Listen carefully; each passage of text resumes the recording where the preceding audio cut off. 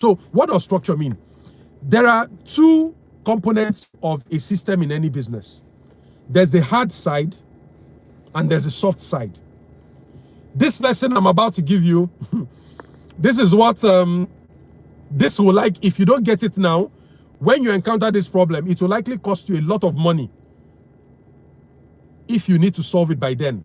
But if you start to understand it, now, it may not be that difficult for you. There are two components of structure or systems, no matter, depending on how you're thinking about it. The first is the hard system, the hard side of the system. Processes, enablers, controls, metrics, process.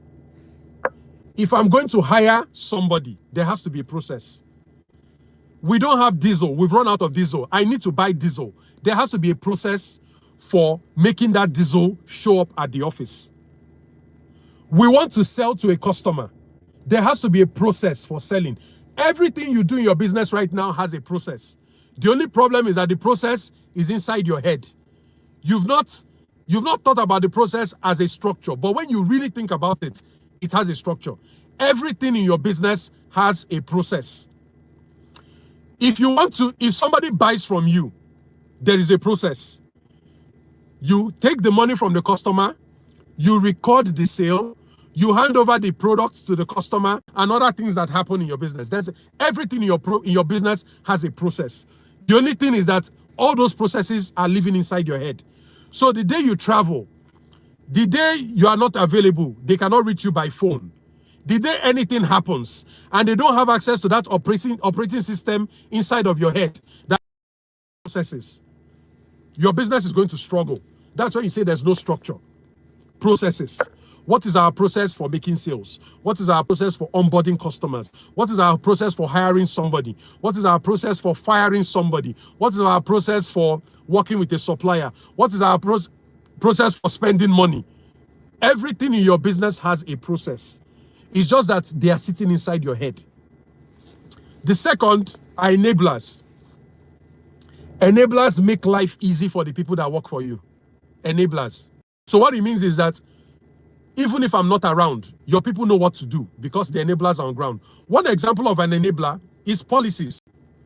We have a no credit policy. So a customer comes and says, I've been a loyal customer for 5 years. You know, Madam, I'm sorry. We have a no credit policy. The only person who can approve that policy. So what does that do? When you're not around, nobody dares on your mood. They don't need to call you on the phone and say, sir, that our customer is asking for credit. Should we give her? And because you're in a good mood, you say, yes, give her. Then the next time you're in a bad mood, your husband has annoyed you, your wife has annoyed you, and they call you, that other customer is asking for credit. Should we? No credit. There's no structure. It's one way today, it's another way tomorrow. But when there's a policy, it creates a sense of direction. This is how we behave here. We have a no smoking policy. What it means is that if you're in our business environment, you cannot smoke or drink alcohol. It's a standing policy. So whether you are there, whether you traveled, whether you fell sick, it's a policy. And before I forget, you are not above the policy. Don't forget, as the owner of the business, you also work for the business. Even though you own the business, you are not above the policy. So even if you set up a policy and you don't respect the policy, human beings are social creatures. We mirror our leaders.